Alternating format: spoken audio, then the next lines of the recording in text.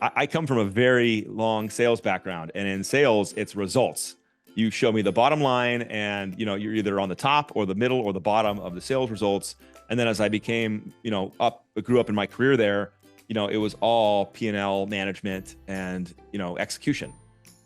So I definitely have a hard lean towards the performance of certain things, and I do believe that brand marketing can have an angle of performance marketing built into it that you can measure. And it's never going to be the same as, it's not the same thing as performance marketing where you spend, X and want a return of Y, but I feel they're more connected than ever. And so I'm not afraid to lean into that. And I love leaning into that. And I love, like, we have major activations with Major League Baseball and our own park, loanDepot Park in Miami. And those are the purest level of, brand and awareness. But I'm always over here like, well, how do we get customers from this? Because just because they saw something on a TV commercial, who cares? We're not even watching commercials anymore. So how do we really maximize this? And so I don't know. I think that's a little bit of my sales perspective is I'm always trying to figure out and ask those questions. Probably why, our chairman likes me, because I'm like, well, did this make us any money?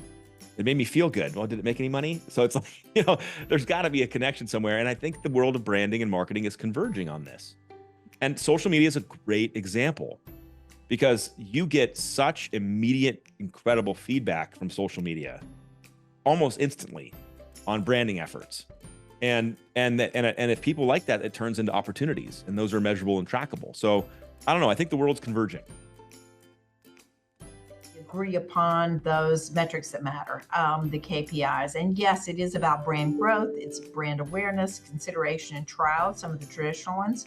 For us, it's also about membership growth. How many members have come here? For us, one of the other ones is a softer metric, but we look at it as one of the most important, and that's brand trust. We measure that in our brand tracker and look at that number throughout the year in terms of how do we deposits in the bank that earn trust. So to your question, I love the framing because some of that is very trackable and we can correlate it, and with some driver work that we've done. Others of it becomes a little more, it's like a relationship. You earn trust, and what are those things you're doing to earn it? So some of them will have softer metrics. And I think for marketers really to thrive today, they've got to be investing in their brand. That's both a short-term and a long-term gain, as well as investing in the business in terms of what fuels growth. And people will often talk to me about, they'll ask, which of those are you? And I'm like, you have to be both. And I think you see that at more and more brands where people are acknowledging both sides of it are important, and the short-term and the long-term.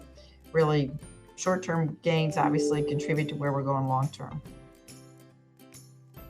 So the answer varies, but when we try to simplify it, we focus on two big buckets: activity and impact. And there's a lot of value on the activity side of simply saying, what are we doing for the business? How many articles did we write? How many social media posts did we write?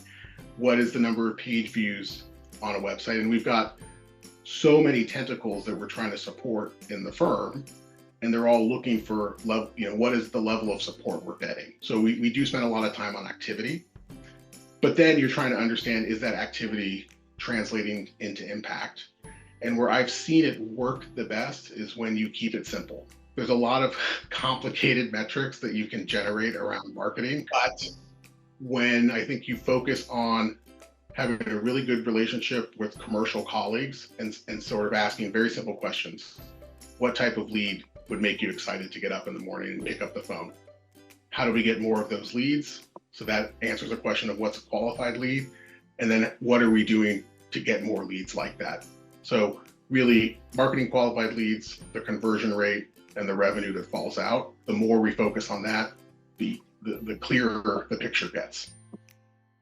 I've had this challenge throughout my career, especially because I feel that for the last 12, 13 years, I've been focused specifically in business to business. And you have very transactional customer who just get a call, right? Or get an email and call and buy, so you can do direct distribution. But then you have a lot of your customers who can take longer lead times. And then the discussion starts if it's sales or if it's marketing, who drove ultimately the sale.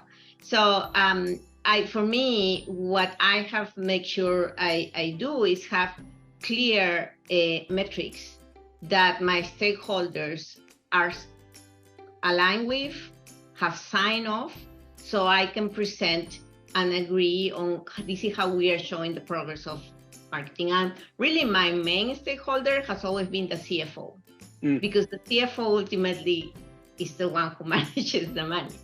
So I think that building that relationship and having clear metrics versus just talking the marketing pretty things and the fluff, and the colors and all that part that we as marketers love, it's important to speak their language in order to get their alignment and in order for them to see the progress of your programs.